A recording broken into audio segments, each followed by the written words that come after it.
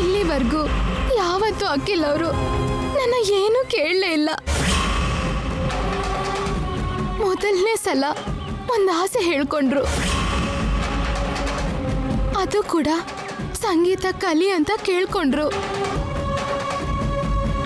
ಅವ್ರ ಆಸೆನ ತೀರ್ಸೋಕಾಗ್ದೆ ಅಸಮರ್ಥೆ ಆಗ್ಬಿಟ್ಟೆ. ಹಾಡೋ ಅಷ್ಟು ಶಕ್ತಿ ಇದ್ರೂ ಕೂಡ ಅಖಿಲ್ ಅವ್ರ ಆಸೆ ಪಟ್ಟ ಹಾಗೆ ಅವ್ರ ಮುಂದೆ ಹಾಡೋಕಾಗದೆ ಇರೋ ಪರಿಸ್ಥಿತಿಯಲ್ಲಿದ್ದೀನಿ. ಅಲ್ಲಿ ಗೌರಮ್ನವರು ಕೊಟ್ಟಿರೋ ಮಾತು ತಪ್ಪೋಕ್ಕಾಗಲ್ಲ, ಇಲ್ಲಿ ಅಖಿಲ್ ಅವ್ರ ಆಸೆನೂ ತೀರ್ಸಕ್ಕಾಗಲ್ಲ. ಏನ್ ಮಾಡ್ಬೇಕು ಗೊತ್ತಾಗ್ದಿರೋ ಅಯ್ಯೋ ಮಯ್ಯೋ ಸ್ಥಿತಿ ಕೊಟ್ಟಿಯಲ್ಲ ಕೃಷ್ಣ. ನೀನ್ ಏನ್ ಮಾಡ್ತೀಯೋ ಹೇಗ್ ಮಾಡ್ತೀಯೋ ನನಗೆ ಗೊತ್ತಿಲ್ಲ. ಈ ಸಮಸ್ಯೆಯಿಂದ ನೀನೇ ನನ್ನ ಕಾಪಾಡಬೇಕು ಅಷ್ಟೇ. ಅದು ನಿನ್ ಕರ್ತವ್ಯ.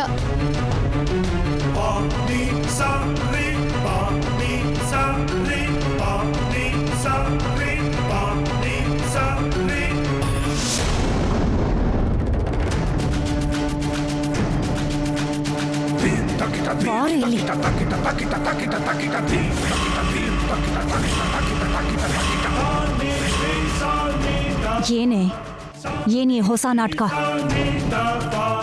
ನಾನ್ ನಿನಗ್ ಸಂಗೀತ ಹೇಳ್ಕೊಡೋದು ಅಂದ್ರೇನು? ನೀನು ರೂಪರಾಣಿ ಹಾಗೆ ಸಿಂಗರ್ ಆಗೋದು ಅಂದ್ರೇನು? ಇದೆಲ್ಲ ನಿನಗೆ ಬಂದಿರೋ ಐಡಿಯಾ ಅಲ್ವಾ? ಅಖಿಲ್ ಬಾಯಲ್ಲಿ ನನ್ನನ್ನು ಕೇಳಿಸ್ದೆ. ಇಲ್ಲ ಅಮ್ಮವ್ರೆ, ನಾನು ಸಂಗೀತ ಕಲಿಬೇಕು ಅನ್ನೋದು ಅವ್ರ ಆಸೆ. ಹಾಗ್ ನೀನ್ ಹೇಳಿದ್ರೆ ನಾನ್ ನಂಬಿಡ್ತೀನಿ ಅನ್ಕೊಂಡಿದ್ಯಾ? ತೆರೆ ಹಿಂದೆ ಮಾಡ್ಬೇಕಾಗಿರೋದನ್ನೆಲ್ಲ ನೀನು ಮಾಡ್ತೀಯಾ, ಎಲ್ರೂ ಮುಂದೆ ಅಮಾಯಕಿ ತರ ಮುಖ ಮಾಡ್ಕೊಂಡು ನೋಡ್ತಾ ಇರ್ತೀಯ. ನಿನ್ನ ವಿಷಯ ನನಗ್ ಗೊತ್ತಿಲ್ವಾ? ಓಸ್ರು ಒಳ್ಳಿ ನೀನು. ಅಮ್ಮವ್ರೆ,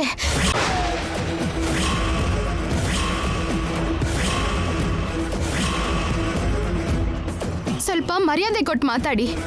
ನಿಜವಾಗ್ಲೂ ನನ್ನ ವಿಷಯ ನಿಮಗೆ ಗೊತ್ತಿದ್ರೆ ನೀವು ಹೀಗೆ ಮಾತಾಡಲ್ಲ. ನಿಮಗೆ ಕೊಟ್ಟಿರೋ ಮಾತಿಗಾಗಿ ರೂಪರಾಣಿಗೋಸ್ಕರ ಹಾಡು ಹೇಳೋಕ್ಕೆ ನಾನು ಎಷ್ಟು ಕಷ್ಟಪಡ್ತಿದ್ದೀನೋ ನಿಮಗೆ ಗೊತ್ತಿಲ್ಲ. ನೀವು ಅನ್ಕೊಂಡ ಹಾಗೆ ನಾನು ತೆರೆ ಹಿಂದೆ ಬೇಕಾದನ್ನು ಮಾಡೋಳಾಗಿದ್ರೆ ಇಷ್ಟೊತ್ತಿಗಾಗಲೇ ಏನಾದರೂ ಮಾಡಿರ್ತಿದ್ದೆ. ರೂಪರಾಣಿಗೆ ಹಾಡು ಹೇಳೋದನ್ನು ನಿಲ್ಲಿಸಿರ್ತಿದ್ದೆ. ದಯವಿಟ್ಟು ಅರ್ಥ ಮಾಡ್ಕೊಳ್ಳಿ. ಸರಿ, ನಾನು ಅರ್ಥ ಮಾಡ್ಕೋತೀನಿ ಬಿಡು. ಆದ್ರೆ ಈಗ ಸಂಗೀತ ಕಲಿಯೋ ಹುಚ್ಚುತನ ಏನದು? ಅದು ಅಖಿಲ್ ಅವ್ರಿಗೆ ಬಂದಿರೋ ಯೋಚನೆ, ಅವ್ರ ಆಸೆ. ಅದು ಮದ್ವೆ ಆಗಿ ಇಷ್ಟು ದಿನಕ್ಕೆ ಮೊದಲನೇ ಸಲ ಅವ್ರು ನನ್ನ ಹತ್ರ ಒಂದು ಆಸೆ ಹೇಳ್ಕೊಂಡ್ರು. ಅವ್ರ ಆಸೆ ತೀರಿಸೋದು ನನ್ನ ಕರ್ತವ್ಯ ಅನ್ಕೊಂಡು ನಾನು ಮಾತು ಕೊಟ್ಟೆ. ನಾನು ಆ ಮಾತು ಕೊಟ್ಮೇಲೆ ನಾನು ಸಂಗೀತ ಕಲಿಯೋದೇ ಅವ್ರ ಆಸೆ ಅಂತ ಗೊತ್ತಾಯ್ತು. ಅದಕ್ಕೆ ನಾನು ಅವ್ರ ಮುಂದೆ ಏನೂ ಹೇಳಕ್ಕಾಗ್ಲಿಲ್ಲ. ಅವನು ಮುಂದೆ ಏನು ಹೇಳಕ್ಕಾಗ್ಲಿಲ್ಲ ಸರಿ, ಆದ್ರೆ ನಾಳೆ ಸಂಗೀತ ಕಲಿಯುವಾಗ ಬಾಯ್ ಬಿಟ್ಟು ಹಾಡ್ಬೇಕಲ್ಲ. ಹಾಗ ನೀನು ಬಾಯ್ ಬಿಟ್ಟು ಹಾಡಿದ್ರೆ ಎಷ್ಟು ಸಮಸ್ಯೆ ಬರುತ್ತೆ ಅದು ಗೊತ್ತಿಲ್ವಾ ನಿನ್ಗೆ? ಎಲ್ಲ ಸಮಸ್ಯೆಗೂ ಪರಿಹಾರ ಆ ಕೃಷ್ಣನೇ. ಆ ಕೃಷ್ಣ ಏನ್ ನಡಿಬೇಕು ಅನ್ಕೋತಾನೋ ಅದೇ ನಡೆಯೋದು. ಈ ವಿಷಯದಲ್ಲಿ ನಾನು ಮಾಡ್ಬೇಕಾಗಿರೋದು ಏನೂ ಇಲ್ಲ. ಆ ಕೃಷ್ಣನೇ ಏನೋ ಒಂದು ದಾರಿ ತೋರಿಸ್ತಾನೆ.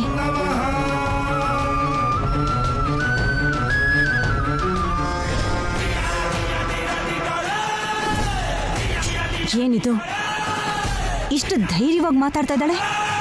ಈ ಧೈರ್ಯ ಕೃಷ್ಣನ್ ಮೇಲಿರೋ ನಂಬಿಕೆಯಿಂದ ಬಂದಿದ್ದ ಅಥವಾ ಈ ದೊಡ್ಡ ಮನೆ ಸೊಸೆ ಆಗಿದ್ದಾಳಲ್ಲ ಈಗ ಈ ಗೌರಮ್ಮ ನನ್ನನ್ನು ಏನ್ ಮಾಡ್ತಾಳೆ ಅನ್ನೋ ಅಹಂಕಾರದಿಂದ ಬಂದಿದ್ದ? ಯಾವುದೇನೇ ಆದ್ರೂ ಮೊದಲು ಈ ಸಂಗೀತ ಕಲಿಸೋ ಅಪಾಯದಿಂದ ಪಾರಾಗಬೇಕು.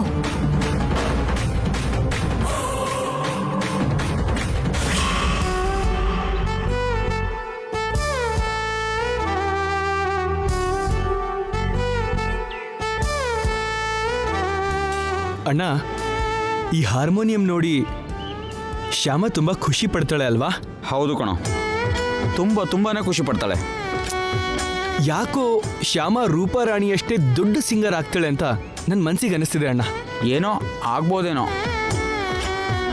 ನೀನು ಇಷ್ಟೊಂದು ಇಂಟ್ರೆಸ್ಟ್ ಇಟ್ಟು ಸಂಗೀತ ಕಲಿಸ್ತಿರೋವಾಗ ಅವಳು ಅಷ್ಟೇ ಇಂಟ್ರೆಸ್ಟಿಂದ ಕಲಿತ್ರೆ ಖಂಡಿತ ರೂಪರಾಣಿ ಹಾಗೆ ಸಿಂಗರ್ ಆಗ್ತಾಳೆ.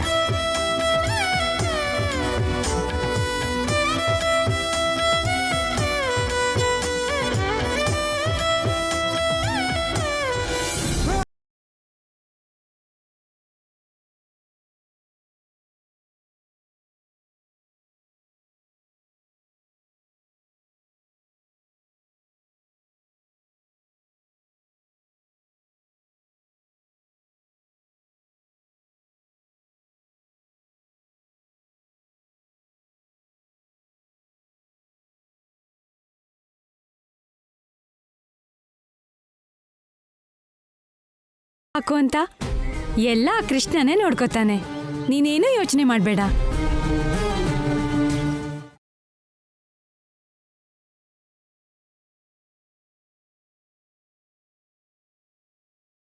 ಅವರೇ ಫೋನ್ ಮಾಡ್ತಿದ್ದಾರೆ. ಮಾತಾಡು. ಹಲೋ ಹಲೋ ಶ್ಯಾಮ, ಏನ್ ವಿಷಯ ಹೇಳ್ರಿ. ನಾನು ನಿನಗೋಸ್ಕರ ಒಂದು ಗಿಫ್ಟ್ ತೊಗೊಂಡಿದ್ದೀನಿ. ಗಿಫ್ಟಾ? ನನ್ಗಂತ ತಗೊಂಡ್ರಾ? ಹೌದು. ಏನ್ ಗಿಫ್ಟ್ ತರ್ತಿದ್ದೀನೋ ನೀನು ಗೆಸ್ ಮಾಡಬೇಕು. ಸರಿ ರೀ, ಬಾಯ್.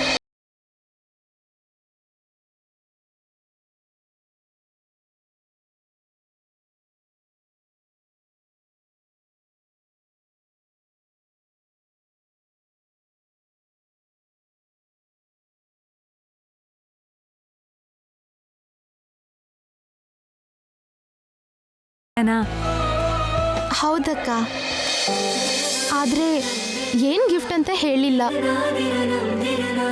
ಅದೇನೋ ನಾನೇ ಊಹೆ ಮಾಡ್ಬೇಕಂತೆ. ಆ ಗಿಫ್ಟ್ ಏನು ಅಂತ ನೀನು ಗೆಸ್ ಮಾಡದೇ ಇದ್ರೂ ಪರವಾಗಿಲ್ಲ, ಆದರೆ ಆ ಗಿಫ್ಟ್ ಮಾತ್ರ ಜೀವನ ಪೂರ್ತಿ ನೀನು ಜೋಪಾನವಾಗಿ ಇಟ್ಕೋಬೇಕು. ಹೌದಕ್ಕ, ಆ ಉಡುಗೊರೆನ ಭದ್ರವಾಗಿ ನಾನು ಎದೆಲ್ ಮುಚ್ಚಿಟ್ಕೋತೀನಿ.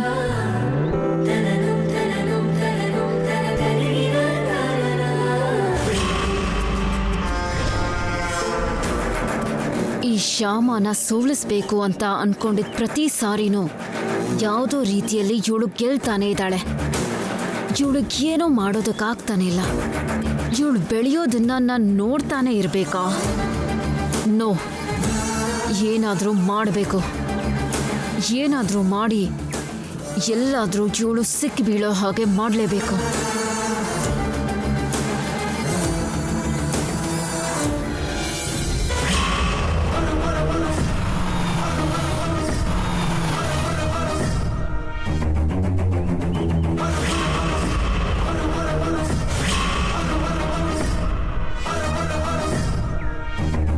ಯಾರೋ ರೋಡ್ಗೆ ಅಡ್ಡವಾಗಿ ಕಾರ್ ನಿಲ್ಲಿಸಿದ್ದಾರೆ.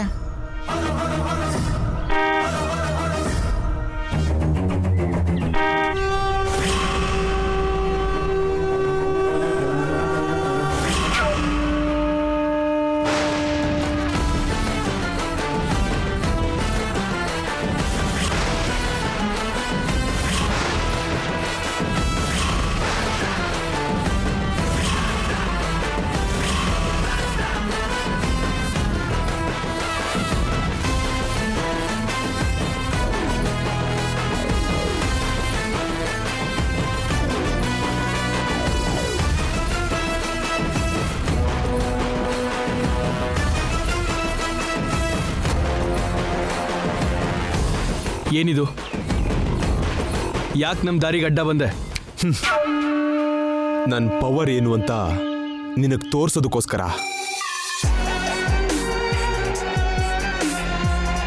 ಸಾಕ್ಷ್ಯಾಧಾರ ತೋರಿಸಿ ನನ್ನ ಅರೆಸ್ಟ್ ಮಾಡಿಸಿದ್ರು ಕೂಡ ನಾನು ರಾಜನ್ ಹಾಗೆ ಹೊರಗಡೆ ತಿರುಗಾಡ್ತಿದ್ದೀನಿ ಅನ್ನೋ ವಿಷಯ ನಿಮಗೆ ಗೊತ್ತಾಗಬೇಕು ಅಂತ.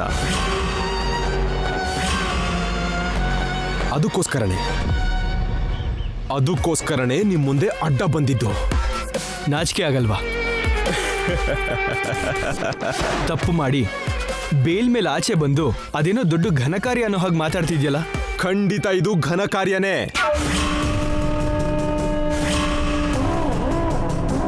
ಅಷ್ಟು ಇನ್ಫ್ಲುಯೆನ್ಸ್ ಇರೋ ಆನಂದ ಗಜಪತಿ ವರ್ಮಾ ಅರೆಸ್ಟ್ ಮಾಡಿಸಿದ್ರು ಕೂಡ ನಾನು ಆರಾಮಾಗಿ ತಿರುಗಾಡ್ತಿದ್ದೀನಿ ಅಂದ್ರೆ ಅದು ನನ್ನ ಘನ ಕಾರ್ಯನೇ ಅಲ್ವಾ? ಏ ಅಖಿಲ್, ಮನುಷ್ಯರ ಹತ್ರ ಮಾತಾಡ್ಬೋದು, ಇಂಥವ್ರ ಹತ್ರ ನಮಗೇನು ಮಾತು? ನಡಿ. ನೋ, ನಿಂತ್ಕೊಳ್ಳಿ.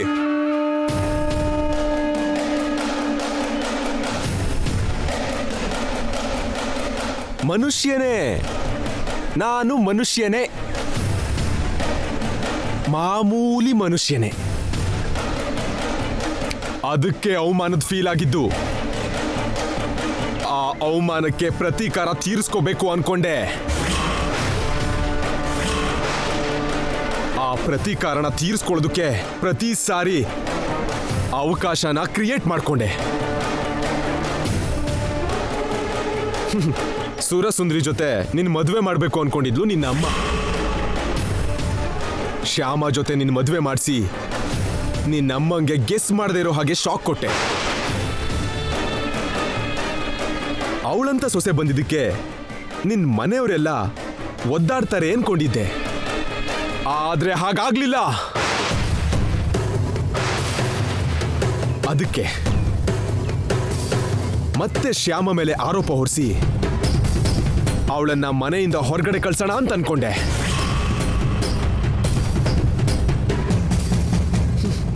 ಆದ್ರೆ ಅವಳು ನನ್ನನ್ನ ಜೈಲಿಗೆ ಕಳಿಸ್ಬೇಕು ಅಂತ ಪ್ಲಾನ್ ಮಾಡಿ ನನ್ನನ್ನೇ ಆಟ ಆಡ್ಸಿದಾಳೆ. ಅಷ್ಟು ಮಾತ್ರಕ್ಕೆ ನಾನು ಬಿಡ್ತೀನಿ ಅನ್ಕೊಂಡ್ರಾ? ನಿಮ್ ಅಂತ್ಯ ನೋಡೋದೆ ನನ್ನ ಜೀವನ ಧ್ಯೇಯ, ನೆನ್ಪಿಟ್ಕೊಳ್ಳಿ. ಏನು ಹೆದರಿಸ್ತಿದ್ಯಾ?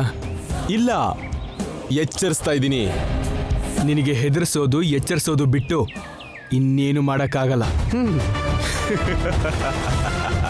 ನಿನ್ನಂಥವ್ರ ಕೈಯಿಂದ ನನ್ನ ಕುಟುಂಬನ ಹೇಗೆ ಕಾಪಾಡ್ಕೋಬೇಕೋ ನನಗೆ ಚೆನ್ನಾಗಿ ಗೊತ್ತು. ನಾನು ಯಾವ ಕೆಲಸನೂ ನಿನ್ನ ಹಾಗೆ ಇಲ್ಲೀಗಲ್ಲಾಗೂ ಮಾಡಲ್ಲ, ಬೆನ್ ಹಿಂದೆನೂ ಮಾಡಲ್ಲ. ಲೀಗಲ್ ಆಗಿ ನಿನ್ನ ಜೊತೆ ಫೈಟ್ ಮಾಡ್ತೀನಿ. ಓ, ನಿನ್ನ ಸೋಲಿಸ್ತೀನಿ, ನೆನಪಿಟ್ಕೋ. ಈಗಷ್ಟೇ ಅಲ್ವಾ ಸರಿಯಾದ ಯುದ್ಧ ಶುರುವಾಗಿರೋದು. ಯಾರು ಗೆಲ್ತಾರೋ ಯಾರು ಸೋಲ್ತಾರೋ ನೋಡೋಣ.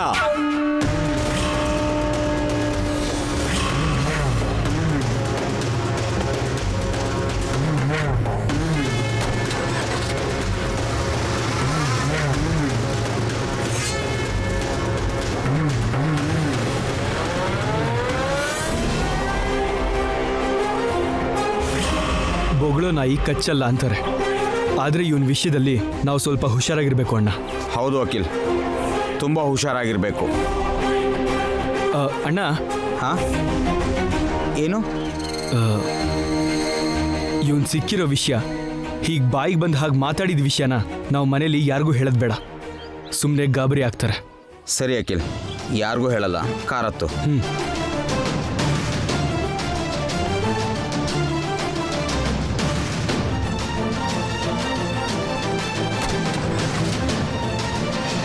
Thank you R P, thank you very much. ಫಂಕ್ಷನ್ಗೆ ನೀನು ಬರ್ತಿರೋದು ನನಗೆ ತುಂಬ ಸಂತೋಷ ಆಗ್ತಿದೆ. ಈ ವಿಷಯ ನಿಮ್ಮ ಅಕ್ಕನಿಗೆ ಹೇಳಿದ್ರೆ ಅವಳು ತುಂಬ ಸಂತೋಷ ಪಡ್ತಾಳೆ. ಓಕೆ, ಇಡ್ತೀನಿ. ಫಂಕ್ಷನಲ್ಲಿ ಸಿಗೋಣ. ಬಾಯ್. ಏನ್ರಿ ಅಷ್ಟೊಂದು ಸಂತೋಷವಾಗಿದ್ದೀರಾ? ಹೇಳಿದ್ರೆ ನೀನು ಕೂಡ ಸಂತೋಷ ಪಡ್ತೀಯಾ? ಏನಂತ ಸಂತೋಷವಾದ ವಿಷಯ? ನಿನ್ನ ಕಸಿನ್ ಆರ್ ಪಿ ನಮ್ಮ ಫ್ಯಾಕ್ಟ್ರಿ ಹೊಸ ಯೂನಿಟ್ ಓಪನಿಂಗ್ಗೆ ತಪ್ಪದೆ ಬರ್ತೀನಿ ಅಂತ ಹೇಳಿದ್ದಾನೆ. ಹೌದಾ? ಹೌದು, ಅವನ ಹತ್ರನೇ ನಾನು ಇಷ್ಟೊತ್ತು ಫೋನಲ್ಲಿ ಮಾತಾಡಿದ್ದು. ಅಷ್ಟು ದೊಡ್ಡ ಸೆಲೆಬ್ರಿಟಿ, ಅಷ್ಟು ಬ್ಯುಸಿ ಪರ್ಸನ್, ಆದ್ರೂ ನೋಡು ಕರೆದಿದ ತಕ್ಷಣ ಬಂದೇ ಬರ್ತೀನಿ ಅಂದ್ರು. Great, really is great. ಹಾ ಗೌರಮ್ಮ, ನಿಮ್ಗೆ ನಮ್ಮ ಆರ್ ಪಿ ಗೊತ್ತಲ್ವಾ? ಹಾ ಗೊತ್ತು ಅದ್ಗೆ. ಅಷ್ಟು ದೊಡ್ಡ ಮ್ಯೂಸಿಕ್ ಡೈರೆಕ್ಟರ್ ಯಾರು ಗೊತ್ತಿಲ್ಲ ಹೇಳಿ? ನಿಮ್ ರೂಪಾರಾಣಿ ಒಳ್ಳೆ ಸಿಂಗರ್ ಅಲ್ವಾ? ನಮ್ಮ ಆರ್ ಪಿ ಮುಂದೆ ನಿಮ್ ರೂಪಾರಾಣಿ ಕೈಯಲ್ಲಿ ಒಂದ್ ಹಾಡು ಹಾಡ್ಸು.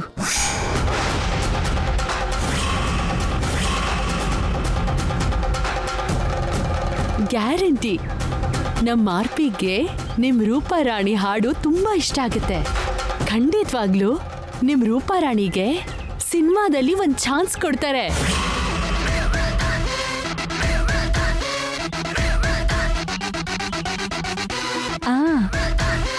ನಿಜವಾಗ್ಲೂ ನಿಮ್ ರೂಪಾರಾಣಿ ಕರಿಯರ್ ಚೆನ್ನಾಗಿರುತ್ತೆ. ಹಾ, ಗ್ಯಾರಂಟಿಯಾಗಿ ಅದ್ಭುತನೇ ಆಗತ್ತೆ.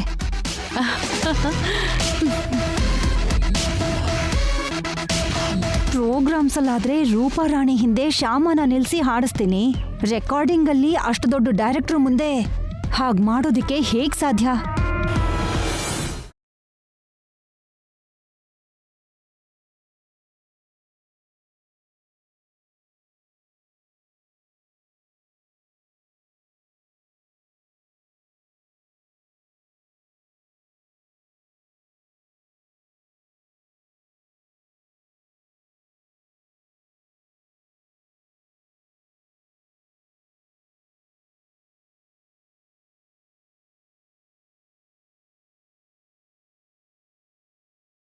ಏನಕ್ಕಿಲ್ಲಿದು? ಶ್ಯಾಮಂಗೆ ಮ್ಯೂಸಿಕ್ ಕಲಿಸ್ತಿದ್ದೀನಲ್ಲ ಡ್ಯಾಡಿ, ಹಾರ್ಮೋನಿಯಂ ತಗೊಂಡು ಬಂದಿದ್ದೀನಿ.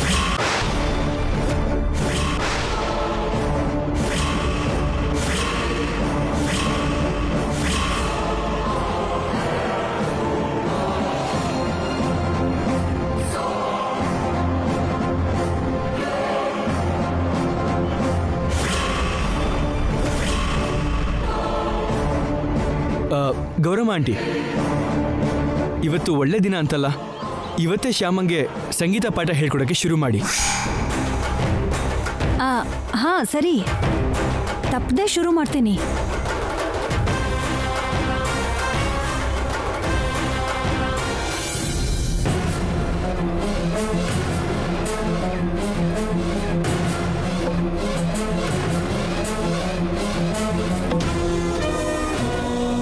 ಶ್ಯಾಮ, ನೋಡೆ ನಿನ್ನಿಂದಾಗಿ ನಾನು ಹೇಗೆ ಸಿಕ್ಕಾಕೊಂಡಿದ್ದೀನಿ. ರೀ ರೀ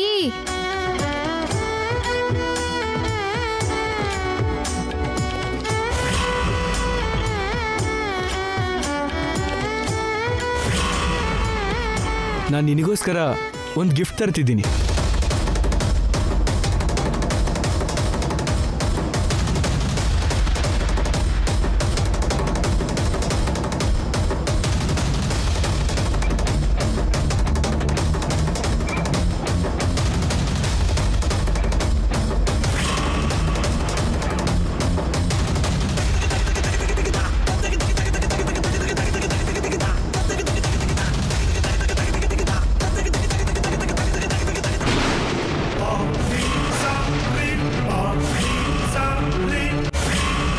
ಗೌರಮ್ಮ ಆಂಟಿ, ನೀವು ಶ್ಯಾಮಂಗೆ ಸಂಗೀತ ಹೇಳ್ಕೊಡ್ಬೇಕು. ಹೌದು ಶ್ಯಾಮ, ಸಂಗೀತ ಕಲಿಬೇಕು.